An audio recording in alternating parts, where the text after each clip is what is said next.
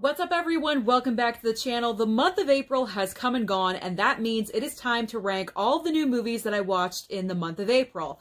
There's only 4. I know it's a small list. I'm really hoping to watch more movies in the month of May. So at the bottom of the list, at number 4, should it be anything else, it is Thunder Force. Now I gotta say, when Netflix first announced this movie, I was kind of excited about it. I was optimistic. It's got a superhero theme. It has Octavia Spencer in it, acting along with Melissa McCarthy. I was kind of excited about it to see what their chemistry was going to be. There was no chemistry. These two actors are supposed to be playing best friends, and I really didn't see that chemistry between these two actors. I thought it was very lackluster, and it's not surprising because this is teaming up Melissa McCarthy with her husband, Ben Falcone, yet again. He wrote and directed this. I believe he wrote it. He definitely directed it, but I believe he wrote it as well. He needs to stop. He's riding on his wife's coattails. I've already said this so many times on the channel. They need to stop their creative marriage to save their current marriage because it is completely destroying Melissa McCarthy's career. She's a comedic genius. She has the potential to have a comeback as long as she drops the husband in the creative department. They no longer need to work together. I'm sorry, but when you have Jason Bateman acting as a half-human, half-crab with claws, we have stooped to a whole new level. This movie, I was kind of in and out of consciousness at times. I wasn't fully asleep, but it's not good. I don't recommend it. It's a one and done situation. So this is definitely why Thunder Force is at the bottom of this ranking.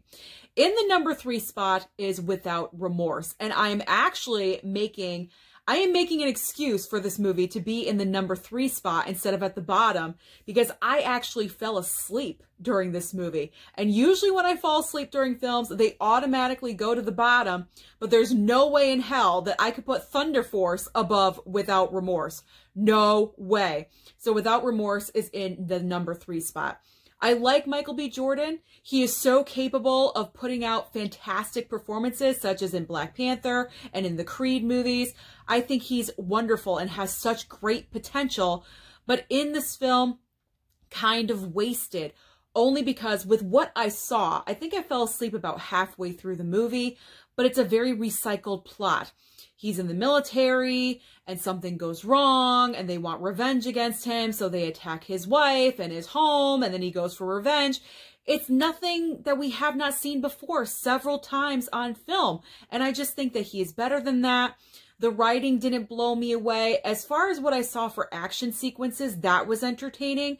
But if I really want to give this movie an honest chance, I should sit down and watch it again. Probably at noon after about 8 hours of sleep where I won't waste it and fall asleep. In the number 2 spot, I'm putting Mortal Kombat.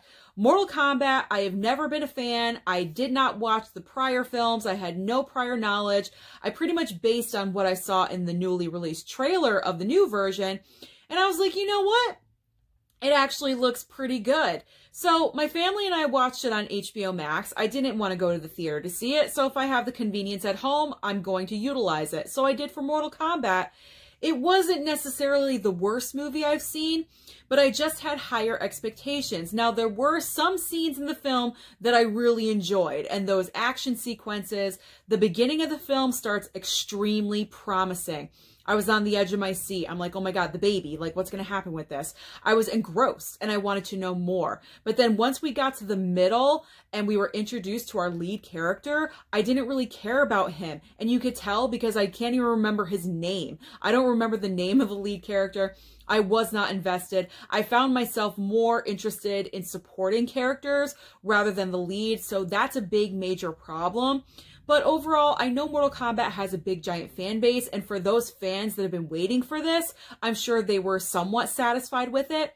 But I didn't love it or I didn't hate it. That's why it's landing at number 2, because I didn't fall asleep during it. In the number 1 spot is Minari. I loved Minari, pretty much because solely Alan Kim. Well, he can share the title with Ya Jun Yun. those two actors with that chemistry together was absolutely fantastic. Now, because I was preparing for the Oscars, I had to watch this film because it was the only movie, the only Best Picture contender that I had not watched. So I rented it. I'd never rented anything off of video on demand before, and I was so happy that I did. I was like, is this worth it? So totally worth it. I'm going to buy it when it comes out on Blu-ray in a couple of weeks. I'm looking forward to it. It's a must-have in the collection.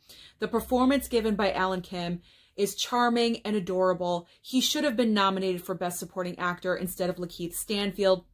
Such a waste of a nomination because Alan Kim really is the movie for me. He just has so many moments where he just has these subtle things that he does, and it's so realistic. I mean, you just enjoy taking this journey with this family, and you care about this family. You're invested in them. You want them to succeed with the farm, and when the fire happens, you're devastated, and Ya Jun-yeon comes in, and she's just adorable. She's a different kind of grandmother. Overall, I embraced this movie with an open mind, and I'm so happy that I did because it makes me want to watch more movies that I wouldn't necessarily gravitate towards, if that makes any sense. So, Minari, you are my April winner. You are in the #1 spot. That is my April ranking. I apologize that it is not bigger. I'm hopefully going to do that for May. But let me know your personal ranking of April movies down below. What did you love? What did you hate? Don't forget to like and subscribe, and I'll see you next time.